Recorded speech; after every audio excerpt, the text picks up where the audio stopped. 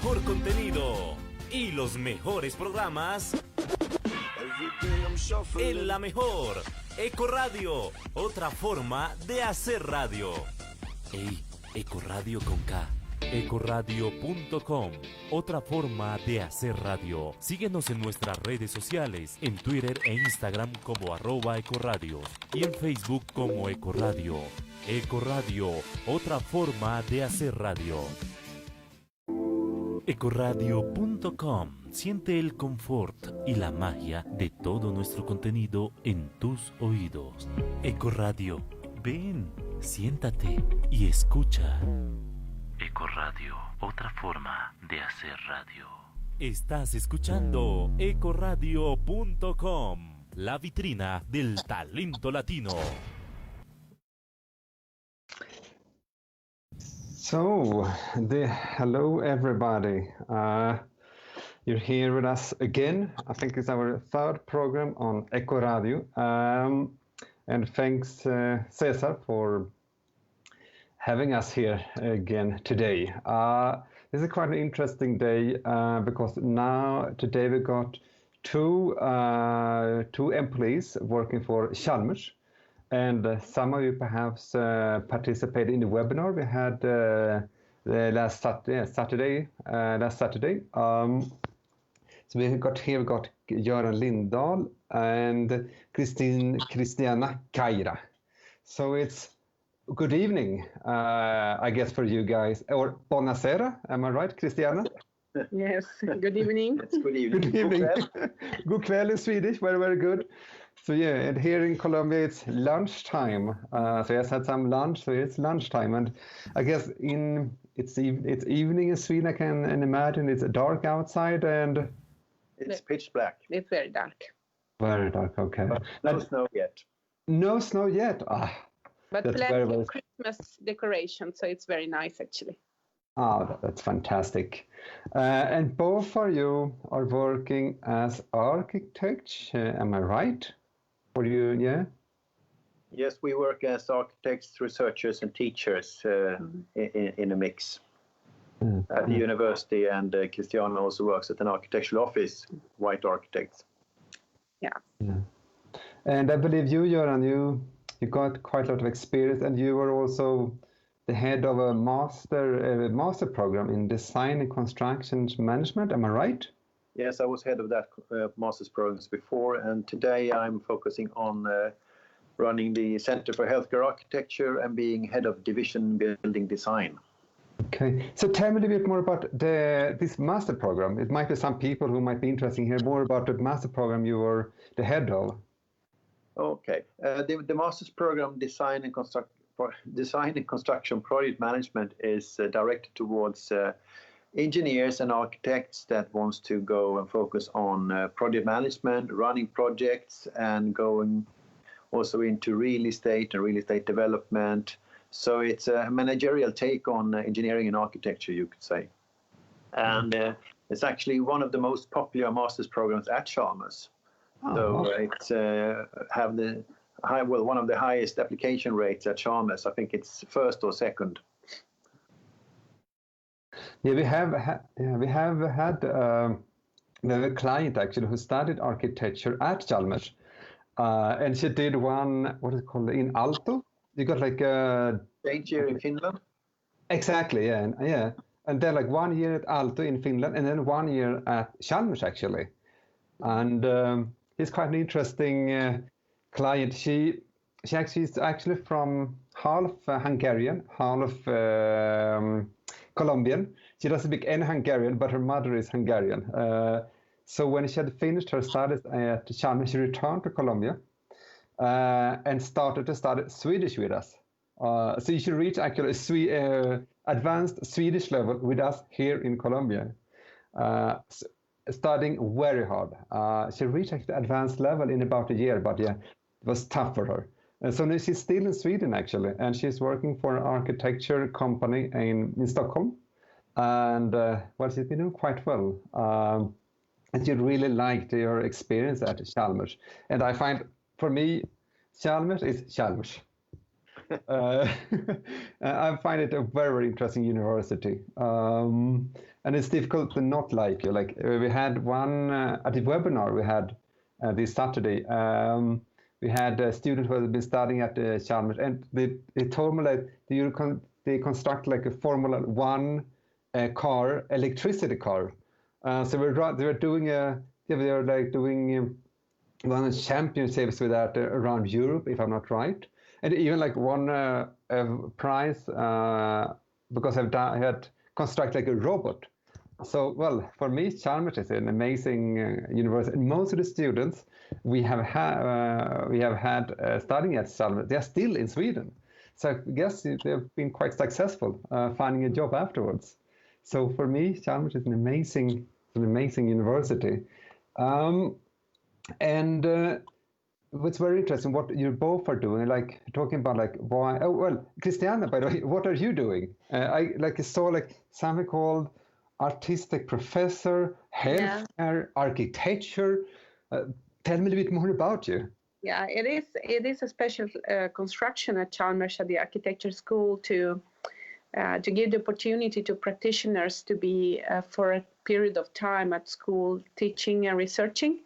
So artistic professor means that it's not an academic professor that has done the academic career, but it is a person, in my case, that has worked many years in the practice and comes to school to create a bridge between academia and practice. So I work since February 30 to 40% at Chalmers with Göran, and the rest of the time I am leading architectural projects at White Arkitekter, which is Sweden's largest architectural firm.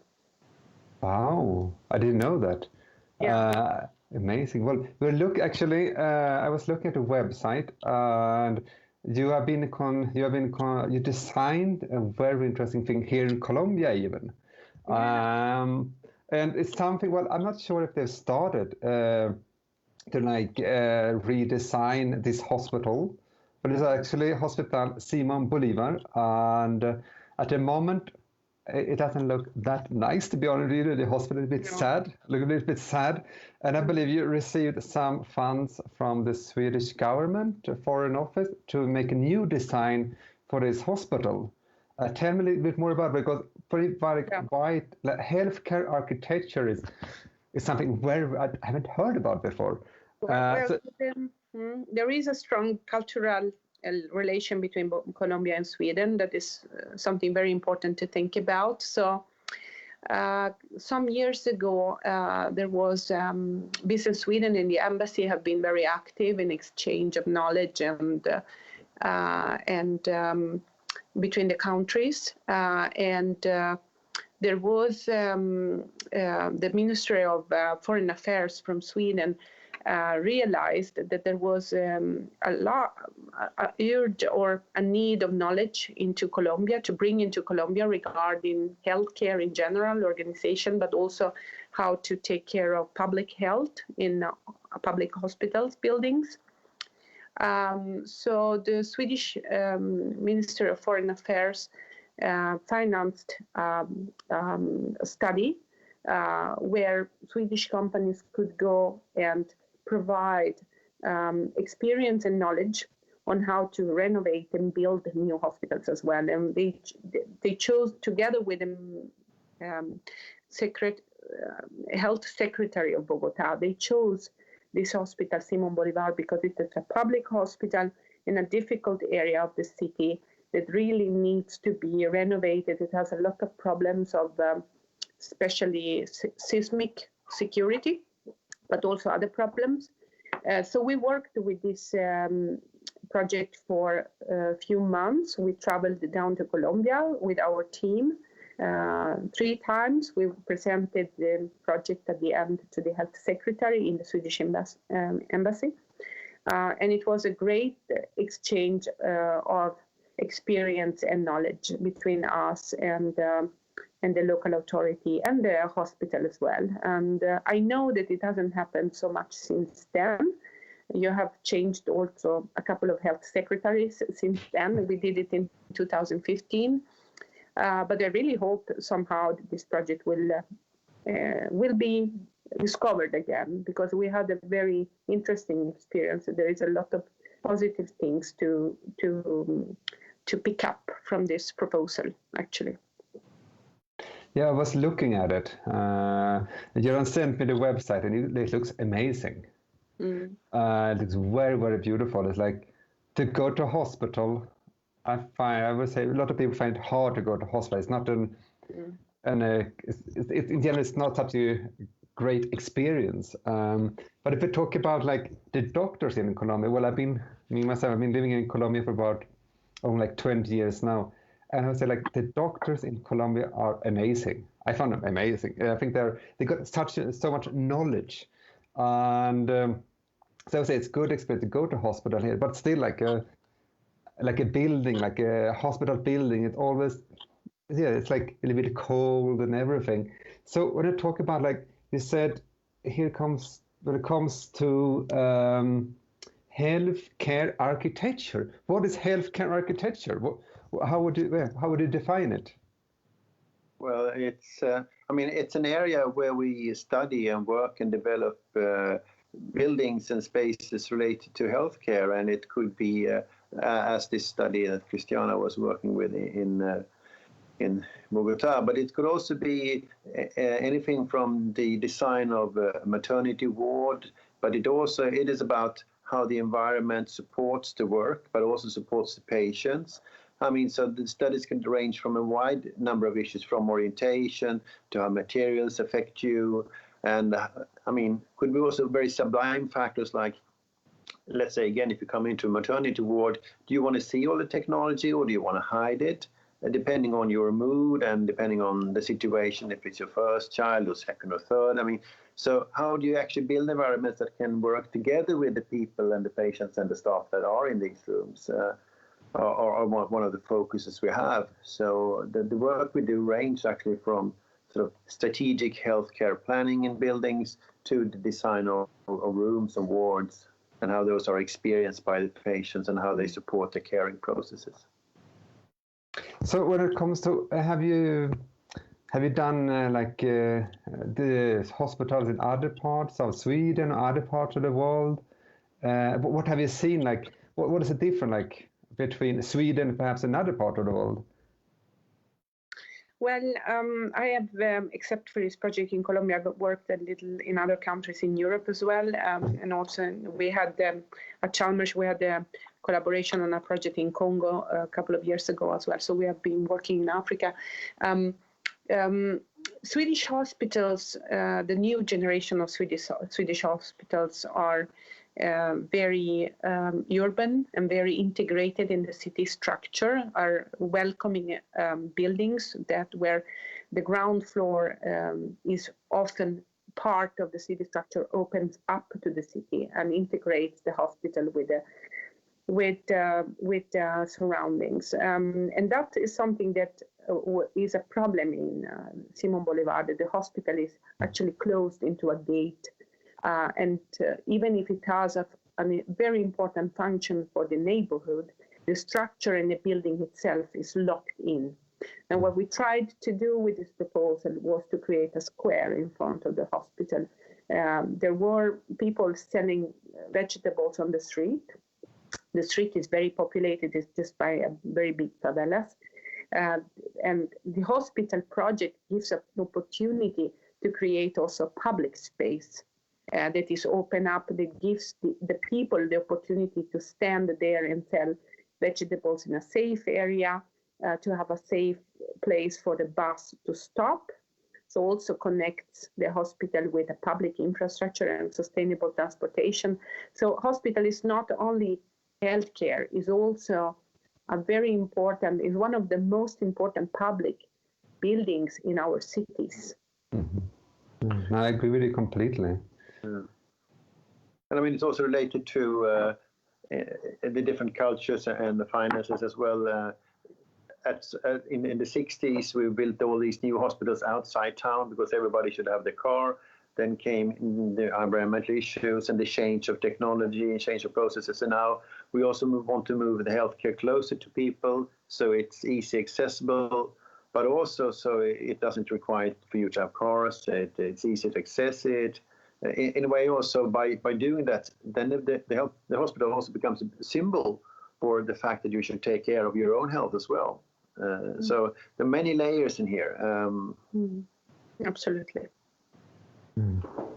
As I said, and like here in Colombia, you can have a lot of open space with very green. You can even like fruit trees.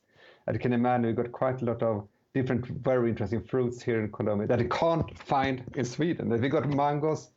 Yeah, we got mangoes mango trees with everything here. And I think like it's called it physalis is the name in Swedish, which is ochoa. And that is pretty much like something that is growing on a parking lot here in Colombia. It's quite amazing. We have to buy it in food stores. Very Sorry? What's that, sir? We have to buy food stores. Yeah. We still buy it. Well, we still buy it here at the supermarket, but still, it's quite amazing. It grows, yeah. And perhaps you can have some ochoas or like physalis close to the hospital. I don't know, but it's quite interesting, Colombia, coming to the nature and all the fruits that we got here.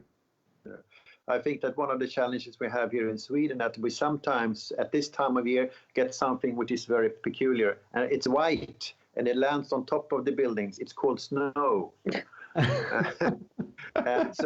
So of course, and snow has another, and winter has another effect on hospitals, is that how do you move between units, and also how do you make the cities in such a way that people don't slip and break their legs or their feet and then have to go to hospital. So of course, a lot of the Swedish building culture is related to the climate we have here. We sort of range from -20 to +30, sort of.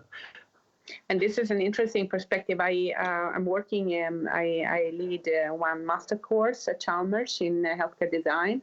I have 30 students every year, and some of them come from other contexts, geographical areas around the world. And I always have to explain that in Sweden, we don't really design for shadow.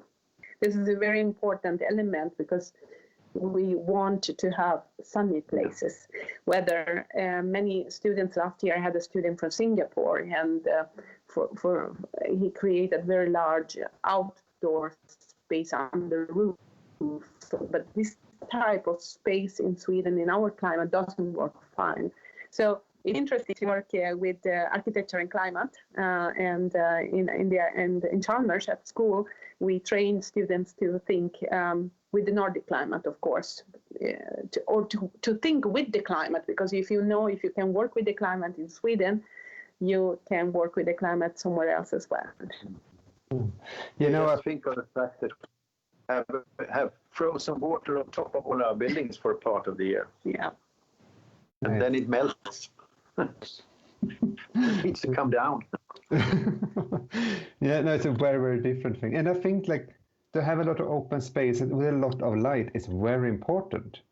And I think like what you can see from the window as well, like you can change everything in a building apart from the view from the building as well. And the light is extremely important, I would say. But it's a little bit different. Comparing Colombia and Sweden, perhaps. But for me, the light is very, very important. And I was looking at it now, and looking like as you said, we got some countries difference between like Singapore and Sweden. And I just told me working with Congo as well. And so, like, what have you seen, like, to build a hospital in Congo, one in Singapore, and one in Colombia? Look at the culture differences. What's the difference when it comes to like building a hospital?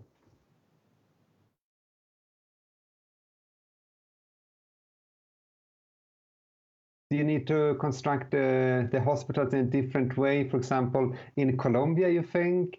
Very different from Sweden? Look at the cultural aspects.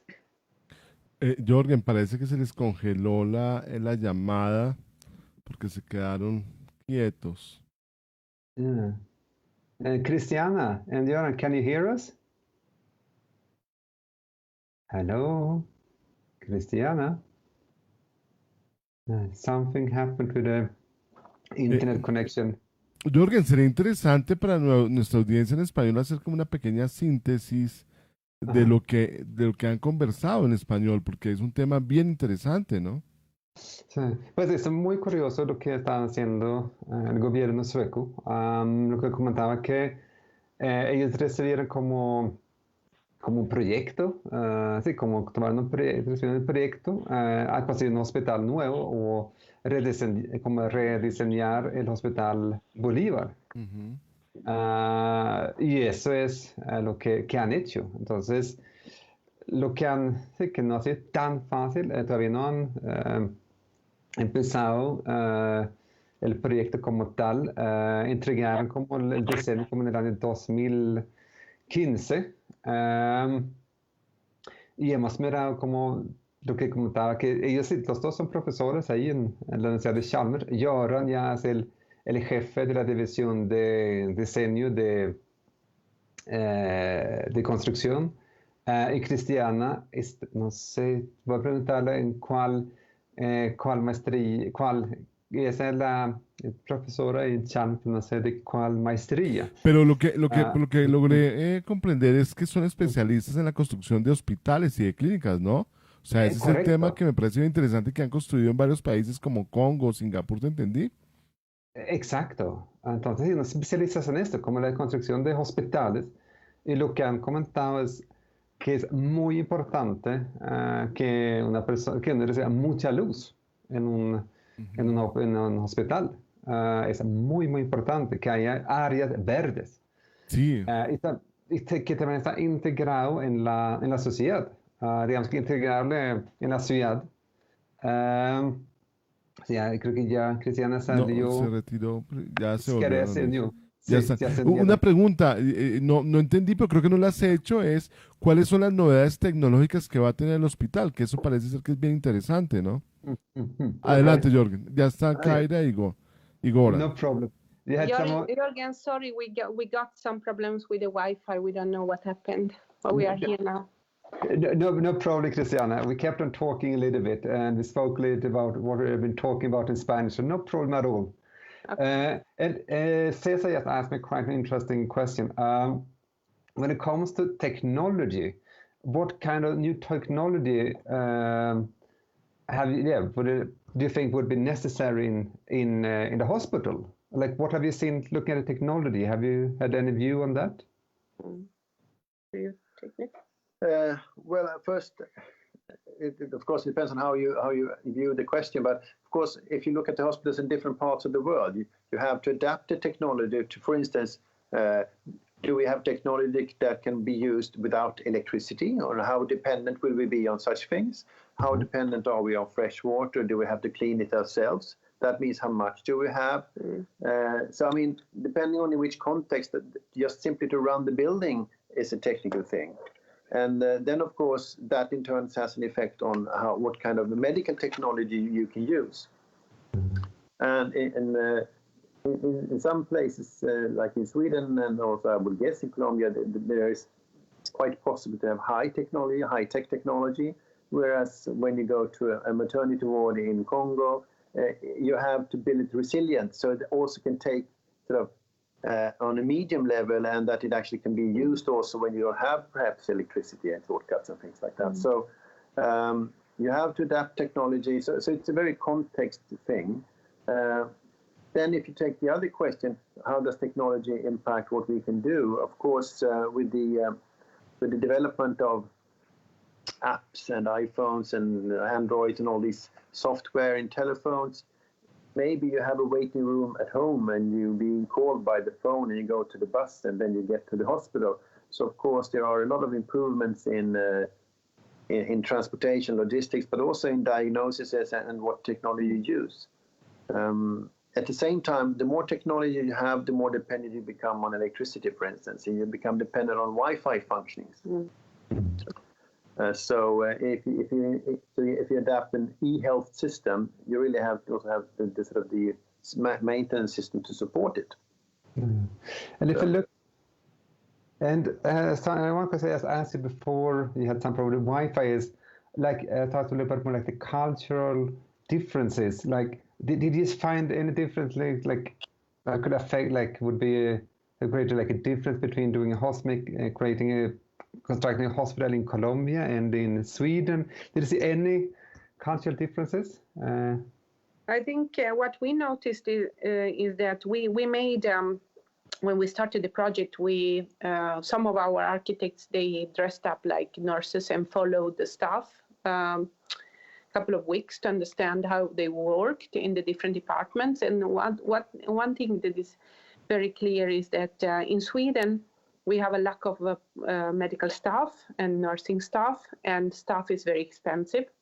So there is a very, one part of the hospital planning is also to create spaces that can be staffed with fewer staff, because we have a lack of staff. So, for example, and also the use of digital tools, as Göran said, or technology. A lot of this is to provide more efficient, shorter, more staff efficient or resource efficient processes. In Colombia, we noticed that there was a lot of staff. And it was not such a big priority to reduce staff, but the major priority was to do a good work around the patient.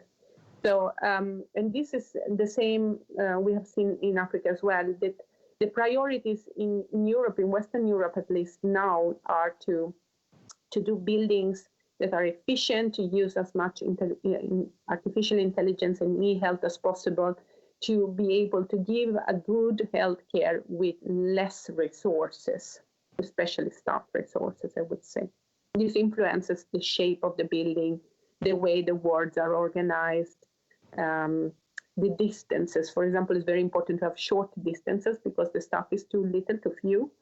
So it influences the typology of the buildings as well. Okay.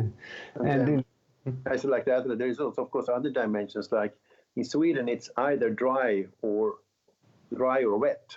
So you have to build to make that work. Whereas I guess in places like Colombia or in Hong Kong, where I've been, it's humid for longer term of the year. So you have to have, so you have to deal with all those things. So ventilation and humidity is also very different in different parts of the world. But the major technological transformation at the moment we are going into is e-health. I mean, we have seen now during the corona crisis that a lot of people don't go to hospitals anymore, but they have their doctor visit from home. And this will revolutionize the way of working with hospitals, because you can reduce the amount of treatment rooms and consultations rooms when this will really develop. And you reduce the number of traveling, and it is also an environmental factor, which is very important when you can have the consultation from home. So that we are seeing this very strongly here now in Northern Europe, and that this corona has pushed the development of e-health in a, I would say, good direction. Yeah. And I think it's very common, like in Sweden, you do, like, yeah, as I said, you do it on a mobile phone pretty much. You can even, like, when I was in Sweden last time, my sister's cat had been bitten or something, and they even call like a veterinary telephone. Yeah, it's quite amazing what you can do nowadays on the telephone, and you don't really need to go to hospital if it's not really necessary.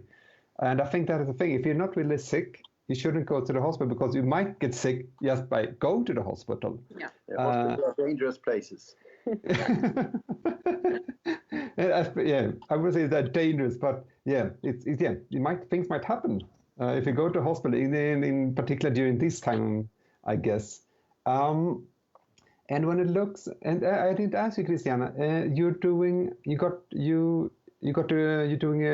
working for a master. You're doing a course at a master program. Am I right? Yeah, okay. I am teaching.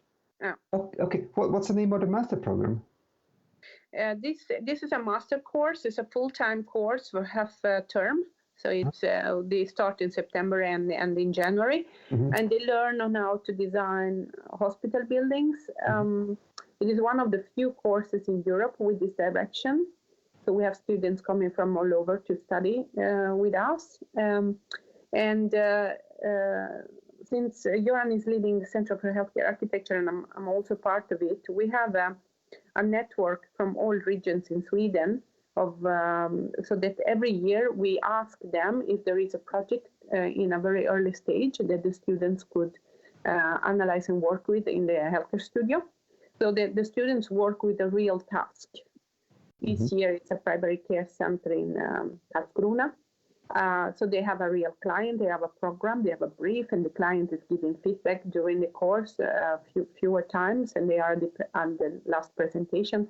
So it's a training for a real task in real life. And we have students, more or less half of them are Swedish and half come from abroad. And some of them continue within this area. When they are finished, they do the master thesis as well within this healthcare architecture area. And sometimes they stay in Sweden. Most of the times they go back to China, or where we had also students from Latin America.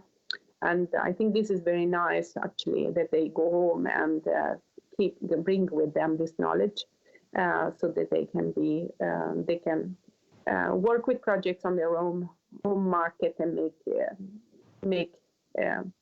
export the knowledge we develop at Chalmers. I think it's very nice. Yes, and there's also a course in parallel which is called residential healthcare, which deals with healthcare in people's homes, which of course, given the technology, becomes more important. And these two courses are part of the master's degree in architecture. So they are master's courses in the master's program of architecture at Chalmers. Yeah. Okay. Yeah. So when it comes to this project, like improve the infrastructure at Simón Bolivar, why did you receive it? How did you receive it?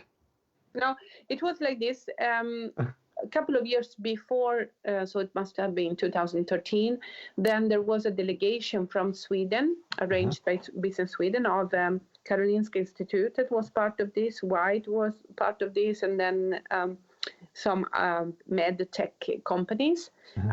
This delegation traveled to Colombia for a delegation trip. We visited Bogota, Medellin, and Cali.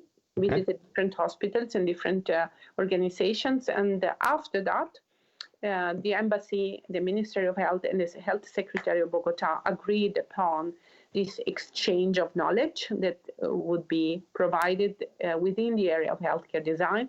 And then agreed upon that it would be on Simón Bolivar project. So it was not only to us, architects in Sweden were invited to apply for this project, and we won because we had been in Colombia, so we knew the hospital pretty well, and we had understood the challenges of the change of healthcare system and physical technical challenges as well. So we won this project actually, and in competition with others. And I, as I said, it was an amazing process actually to bring also Scandinavian. It's not only know-how; it's also our way of working in Scandinavia that we managed to export in this project. We have, as you know, from Göran as well, in Chalmers we have the previous professor Peter Fröst and several other researchers at the work at Chalmers have worked with these so-called design dialogues, where you have a tool, a method on how to engage stakeholders in a process. And we used this method in Simón Bolivar project, and they were very unused to this. We prepared workshops where the hospital management and the medical staff and the politicians are in one room together. And that was very unusual for them to do this on a very democratic and very open and where all voices are the same important. And in this way, doing this, we managed to bring them all to the same vision, because at the beginning, they all had a different opinion of what it was the goal of the project, but they managed to talk together, and finally we got all the group to work together towards a goal. So this Scandinavian approach really works also in other cultures. That's great to hear that. Yeah, it's very different. I said that's a difference when it comes to culture. And Linus, with that, and that's the thing in Sweden. Like, if you look at hierarchies, I don't know, they're quite flat in Sweden, I would say. And even like when it comes to like, with a contact, like with a teacher, you don't say, for example, if you look here in Colombia, you might say like doctor, da, da, da, da, da. That is what you need to say to your teacher. Yeah, it's like, and it's quite different when it comes to Sweden. So how do you feel it? Like, what is your, like, if looking at you, Bob, how is your contact with the students? Have you got a direct contact? How does it work out? Tell me a bit more, like, here. It's very straightforward. I mean, they send us an email today we don't meet anyone. So because because of COVID-19, we are working from home. And so it's a lot of digital contacts and web meetings. So, I mean, it's quite straightforward. They email us and we email questions, replies back. They call us Göran and Cristiana. Yeah, they call us by our first names. And of course, sometimes foreign students calls you professor, etc. But I mean, it is what it is, and we work it differently here. And it's also, of course, a matter of access. I mean, they can email me anytime they want, and I probably answer relatively soon. Whereas in other places, you have between 3 and 4 on a Tuesday afternoon is the time you can meet us. So I mean, it's a different way of working. And of course, you adapt to that.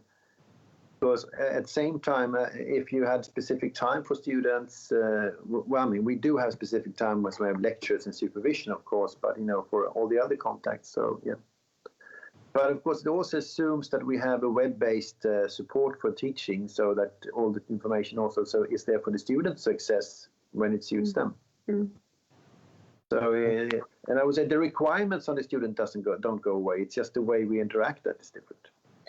It is, of course, we have. I had a reflection from a girl from France. She's attending my course, and I asked her how it is going in France at the moment with COVID, and she said, "Well, we are doing digital education here as well as my friends in Paris, but the difference is when they are on a Zoom lecture in Paris, there are 300 people, whether we are 30 here. So even if we have digital, actually remote education 100% at the moment, it's still personal because the classes are small. You still can talk to each other. You can ask at the end of the lecture, was the lecture interesting? Can you give me your feedback? Because the classes are small, whether in other schools, other architecture schools in Europe, it is not that easy, really, to be so personal. So yes, flat, no title, no family name, but on the other hand, a very available, present teacher, and there is, of course, a lot of trust and respect. You don't need a title to have that. Mm-hmm. And I think you did a PhD some years ago. Many years ago. So I'm not sure. You told me a little bit about. Was it about communication? Tell me a little bit more what the PhD was about. Very brief. It was about knowledge exchange in the workplace, and I studied how a group of engineers exchanged different types of knowledge. Knowledge related to everyday problem solving, knowledge related to innovation, and so-called what you could call social knowledge, or knowledge about everyday other things which were not work related. And I was studying how the workplace actually affected them in doing this and what patterns that emerged, and with whom they were talking more or less about different things. And in short, a very brief summary of the whole thesis was that at that time, actually, those engineers that learned most from each other were the ones that could see each other's computer screens, because these were engineering designers of high-tech systems. So it wasn't text they were reading. They were looking at how they were creating microwave systems have you ever thought about, you're talking your cell phone and you talk in one direction and still the sound comes into the phone, right? Because even if the microphone is up by your ear somewhere. And that's the microwave technology they were working with at the time, how to actually catch airwaves. And of course, seeing how they were designing. And I think this is also to some extent similar to architects. To see what the other person next to you is designing is a very important way of learning. And with office efficiency and work moving into computers, you have to be careful so that how do you actually enable that or make that happen so that people can see what the colleagues are working on. Because otherwise, let's just think of an architectural office. If everybody goes away and shuts down their screen, then nobody sees what they are designing. And that, of course, affects what they talk about in lunch breaks or in meetings, etc., etc. So in short, that was it. So my result was, it's important to see what your colleague is doing. Well, we already know that, but now we have it scientifically assured. So now the question is, what happens when everybody's working from home? That's actually a problem, because because what happens in the culture where you have a lot of work from home is that you have to add a lot of meetings on top of the work day in order to communicate, and we will start seeing new networks or sub-networks, and so there's quite. The impact on this on a long-term basis is quite important to understand. I can imagine. Because it's going to change. And also, as Cristiana pointed out before, with COVID, I mean, everybody's been talking about video meetings for 10 years, but now we have to. So now it's happening. Yeah, and I hope it. Yeah, let's see what happens. And as you said, like it's sometimes quite tiring with a lot of meetings on Zoom. But yeah, I think that is the reality at the moment. Yeah. And hopefully, yeah, if it wasn't for COVID, we would have flown to Colombia tonight and back. Yes, exactly. Yeah, a lot of things have changed by COVID, I think, and we can do so many more things. We can do webinars and everything, which is amazing.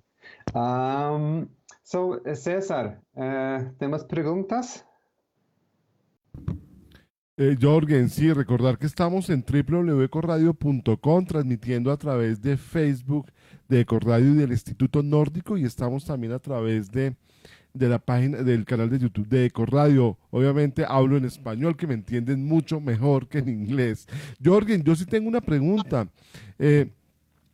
Digamos que para una italiana como es Cristiana, para Göran, que es sueco, entrar en este mundo latino a diseñar un hospital sabiendo que las costumbres son tan diferentes y el trabajo con personas colombianas, las dinámicas, ¿cómo fueron? ¿Qué nos pueden contar de eso? Ahí sí te uso de traductor, Jörgen. Sí. Pues fue lo que nos comentaron, fue algo muy interesante, es que en Colombia en Colombia va muchos empleados, mientras en Suecia menos. Entonces, es lo que se dieron cuenta, que están más pendientes los pacientes en Colombia, acá en Colombia que en Suecia, es lo que han comentado. Entonces, sí, es como un tema ahí. Sí. Entonces, well, yeah, Cesar, I think he asked us a question, which more as you asked, like looking at the differences when it comes to culture, and I think you told us about it a little bit, that they're less, like, if you compare Colombia with Sweden, there are less staff at the Swedish hospitals. I think one of the things, and that the people take care of, like here in Colombia they take care more of the patients than perhaps in Sweden. No, that is too hard to say. I would say that the focus was not on doing the processes more efficient for saving money. The focus was on making the processes more efficient for giving good healthcare within the frames they have. So there was not such a struggle in that there was too little staff. This is very important. But of course, in Sweden also, the staff wants to do a good work for the patient. It's nothing about that. But sometimes we have problems because the staff they are too few. It's a recruitment challenge. Yes, but I think one difference was about bureaucracy. We have already said that, or hierarchy. The fact that the staff hadn't talked to the politicians and they hadn't talked with the management either. So there was this stuff, and this is not only in Colombia. But of course, that was very obvious when we entered this project, that we had to put everybody together on the same track, if we wanted to manage this. The other thing is safety. The hospital has a lot of safety issues in Colombia because it is in a difficult area. So we are not used. We have been used in Sweden to have a guard or a check, a metal detector in front of a hospital building. This is very unusual in Sweden. Now we have more, I would say, safety issues. The Chalmers, the Center of Healthcare Architecture, is just working on a project on safety in hospitals. So we are having more problems than before, but we are unused to that. And in Simon Bolivar, there was this discussion of opening up the hospital to be a public, inviting, welcoming building. On the other side, the risks of that, of course, criminality and these other type of issues that can be very problematic in this area, and how to do a building that is open and at the same time safe. That was a kind of a great challenge. Yeah, but I think it's also relevant, like in Stockholm, for instance, it's very good to have a subway entrance at the hospital. But the subway entrance, or anyway, when you integrate the hospital in the urban system, you also integrate it in the good things and the bad things of the urban as well. So if you have, the hospitals are affected by cars and parking and buses and all the sort of, drugs and criminality, but of course also people selling flowers. It becomes, so the ground floor of urban hospitals also become a part of the city. So there are pros and cons on that, of course. But then it's socio-economical context that are different in different countries. But we might see in Sweden kind of more a change a little bit into a higher priority on safety than it was for 10, 15 years ago. Yes, it's like, but I think it's something we've seen on many levels that 5 years ago you could walk into a hospital and walk anywhere you like, but you can't do that anymore. But it's also, it's one thing is, of course, is security, but it's also infection issues that have risen. Yeah. So I think the COVID also will make controls into hospitals much more clearer, because people will be checked of temperatures. I mean, there is an integration of both medical things, social things, and other development things. And of course, it also has the effect that when you move healthcare into your mobile phone, it also, if you will need to talk to a doctor and you're out on the town, you have to have places where you can talk to your doctor about your diseases or illness, because sometimes. So I mean, it's so from an architecture point of view, all spaces become healthcare spaces when you have it in your phone, because then you got the hospital with you all the time. Yeah, there are many aspects to take into account, I think, when you're building a hospital that you don't think about. Build a hospital. It's not easy, of course, to build a hospital, but a lot of things you need to keep in mind that I didn't know about at all before I spoke to you guys today. Jörgen, just to answer I go back to the culture question. You might think that there are differences, and there are differences between cultures, but there is also very much of if you go deep into our understanding of what is a good healthcare environment, people are very similar everywhere. We asked the mothers in Congo how the maternity ward should look like, and there was about the daylight, good acoustics, so you don't hear the screaming from others, possibility to walk outside in green gardens. You don't want to have your mother-in-law with you at the delivery. You want to have your husband with you. You want to be alone to be able to breastfeed your child, because it's not natural to do it in a room with 40 other mothers. And these things, they are just exactly the same. So you understand there are differences, but deep in our human being, there are very large similarities also. Interesting. Cesar, have I got more questions? Me están preguntando por acá que cómo hacen para estudiar en Chalmers, que la verdad ven que es un tema muy especializado, muy interesante, y quisieran saber cómo hacen, Jörgen. y si hay algún tipo de beca para los estudiantes colombianos, porque efectivamente encontrar estos temas tan especializados pues es muy interesante, ¿no? Definitivamente estamos hablando de industrias 4.0, ¿no? Que están a la vanguardia de toda la tecnología. Yeah, well, got a question here about studying at Chalmers. Well, I know quite some about it, how to apply, but what do you need to keep in mind when you would like to study at Chalmers? Like any tips about how to get admitted? What do you think is what are the most important things when it comes to studying at Chalmers, and perhaps in particular architecture? So when you receive an application, who do you admit, and what are the most important things when it comes to applying?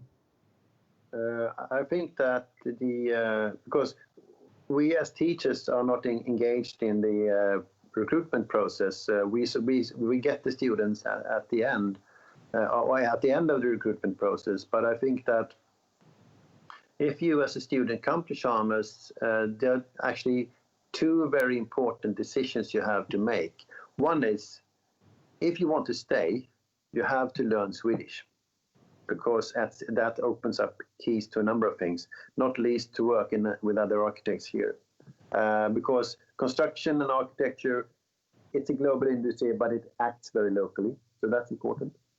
And the other thing is to be, once you are here, to be very open-minded and take in how we do it here, just as we would like to do when we would come to Colombia or Brazil or Mexico or anywhere else. I think those are the two most important advices.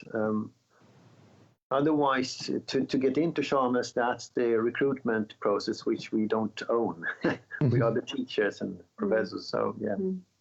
Okay. What I usually recommend to students or people I know is that it's very good to do the bachelor somewhere and the master somewhere else, because it is an opportunity to get background from different schools and different cultures.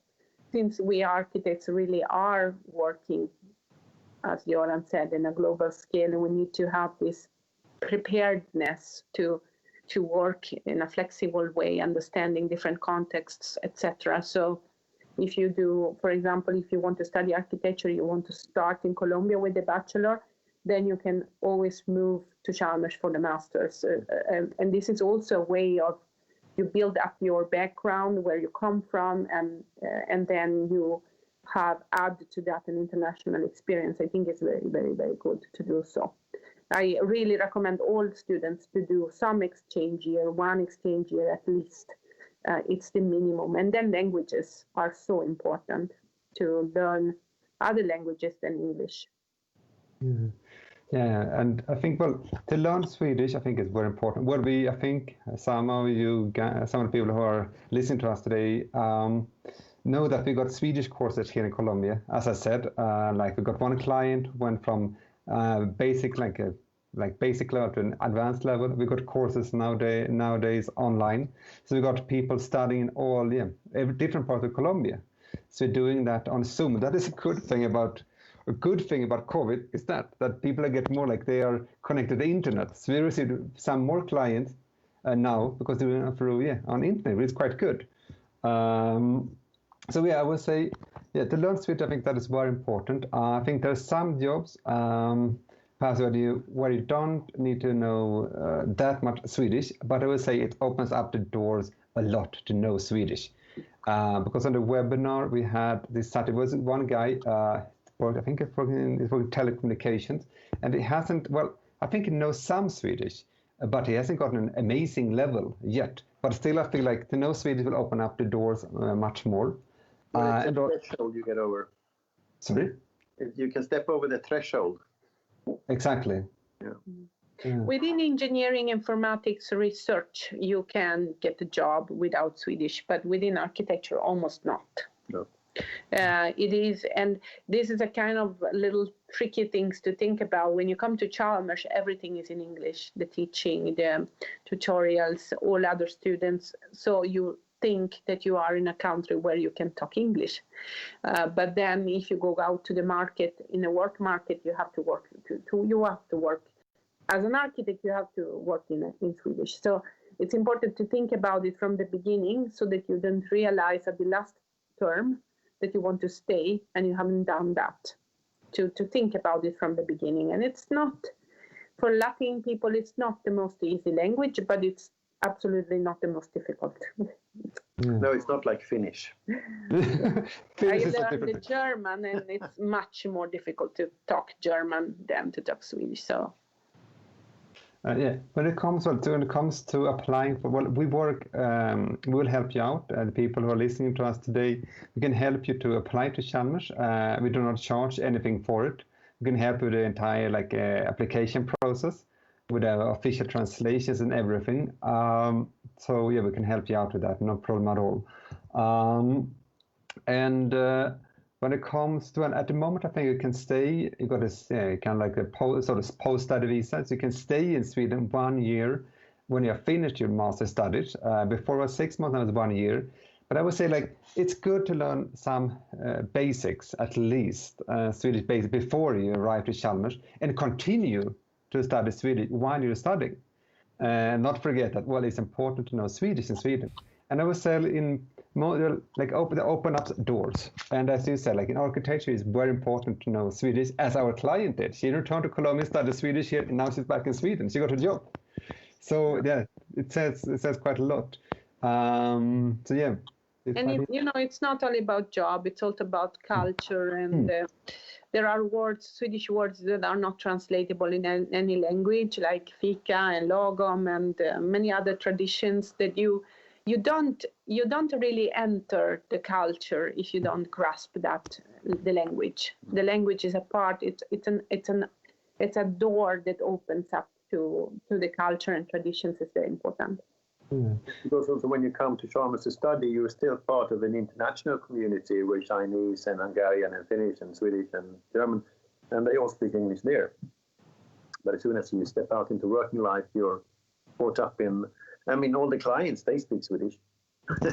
So if you're going to go out to work with the hospital, well, of course, people speak English as well, but there's this discussion about profession, and if you want to have all the nuances and, Yeah, it is important. And it's beautiful. It's a beautiful language. Very beautiful. Oh, thanks a lot. Is it? Okay. I didn't know that. Oh, yeah. Wow. Okay. So, Cristiana, you said it's difficult to learn Swedish, do you think?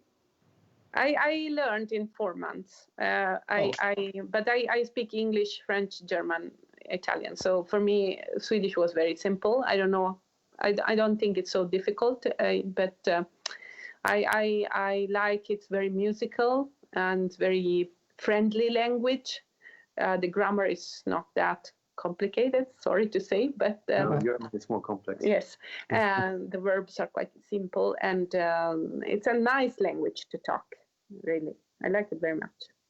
Yeah. As you said, I think the grammar is quite easy. The pronunciation might be more tricky. It's tricky. And I think that fika is interesting. Fika is it's quite, I would say, in Colombia you said onces, which is pretty like 11, pretty much. And then as I told the Colombians, instead of once, you can say onciar. So you could actually create a word for it, like a verb for it. Which it's got in Swedish, you got fika, it's a verb as well. Yeah. It's quite interesting. And then it said lag. Phenomena. Sorry? Yeah. It's a cultural phenomena. It's like, so I would reframe it. First, if you come here and want to stay, first you have to learn how to fika, then you learn Swedish. Okay. And you never stop learning, because now I'm reading a book called Svea's Son, and there is an explanation on how the fika culture was born, and that is so interesting, really. Mm-hmm. Okay. I do it. Mm-hmm. So I really, it's really interesting, and you can live. I've lived more than 20 years here. That you always discover new things. But tell me about the fika. How? Yes, it's more short words. No. It's this tradition of eating, having a coffee and having something sweet to it. Mm-hmm. It's this. There is a very nice description of that in that book, which is a very nice Swedish book, not translated, I think, to English. Svea's Son, the son of Svea, the region of the Swedishness. Interesting. Yeah. Yeah, you can make a comparison, in many, like I think in Italy and France, for instance, you can have a coffee on the run, and something very little sweet. But when you have fika here, you sit down and you let it take time. You have a light, maybe. It's the same phenomena, having coffee and something sweet as in many other places. But it's the way we do it. Yeah, I'd say so, yeah. And I think that this is a time for fika, isn't it, Göran? Now it's a lot of fika, because you see a lot more... Lussefika. Lussefika. Lussefika, yeah. And that's... Cinnamon rolls. Although we have saffron rolls, have we? Saffransbullar. Lussekatter. We got lussecats. Have you? Yes, of course you miss lussekatter, Jörgen. Yeah, I missed that a little bit, for sure. El gato de luce, what will you say? Sorry? El gato di Lucia, no? El gato de Lucia. Actually, it's quite interesting what you said now. We actually celebrate Lucia here in Colombia at the embassy. Yeah. But I think this year, no celebration. But in normally... So yeah, but we got Lucia, we got it. We got the Lucia tour, where it's like a choir singing Christmas songs. Very, very beautiful. But yeah, we haven't got it, and let's see what happens next year. So, Cesar, YouTube. Sorry, we can look at YouTube. yeah. Last year's Let's see, yeah. Cesar, any more questions? No, el tiempo se agotó. Jordi, muy interesante, very interesting de la conversación, muy buena, o sea, la verdad, muy interesante. Definitivamente cada vez que estamos con el Instituto Nórdico acá en EkoRadio, el esfuerzo es hacerlo en inglés para que los que no hemos entrado en ese mundo, como ustedes lo conversaban, el tema del inglés, ingresemos a él porque se abren todas las posibilidades. Y es el reto, ¿no, Jorgen? Sí, es muy... Saber inglés es muy importante para comunicarse con el mundo como tal. Español, sí, uno habla español en Sudamérica y Centroamérica y Caribe, pero para tener comunicación con el resto del mundo es importante saber inglés, diría yo. Sí, sí. Entonces, bueno, vamos a finalizar el programa hoy, que fue muy interesante, con Göran y con Cristiana de Italia, que lleva 20 años viviendo en Suecia. Pues para poder comunicarse con nosotros, pueden escribirnos por WhatsApp al teléfono 301-517-6511. 301-517-6511. Y si están acá en Colombia, sería 57 más 301-517-6511. Y también pueden comunicarse con nosotros a través de nuestra página web, que está en www.institutonordico.com. Y César, bueno, gracias por tenernos acá de nuevo en EkoRadio. Y Göran y Cristiana, anything you would like to say before we finish the program today? It was great being here. Nice talking to you, and hope that the listeners and you get something to bring along from us here. And for the young people, see you at Chalmers, and for the rest of you, meet you in Bogota or here, whenever we can start traveling again.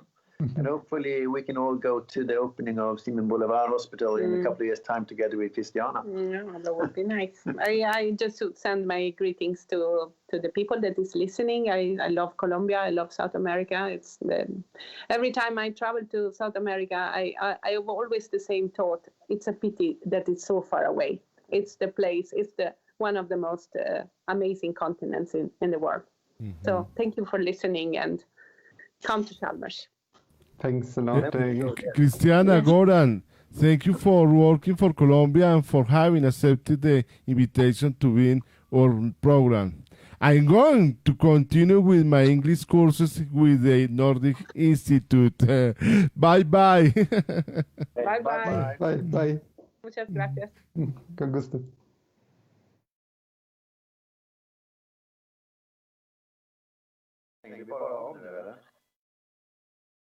EkoRadio.com, otra forma de hacer radio. Una emisora diferente, con contenido especializado. Sigue toda nuestra programación en www.ekoradio.com. EkoRadio.com amplía sus fronteras digitales. Por eso te invitamos a que te suscribas a nuestro canal de YouTube, EkoRadio, en donde encontrarás los mejores programas, el mejor contenido y podrás escuchar nuestra señal online www.ekoradio.com, la vitrina del talento latino.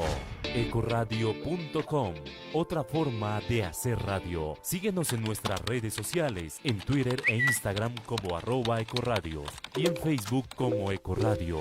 EkoRadio, otra forma de hacer radio.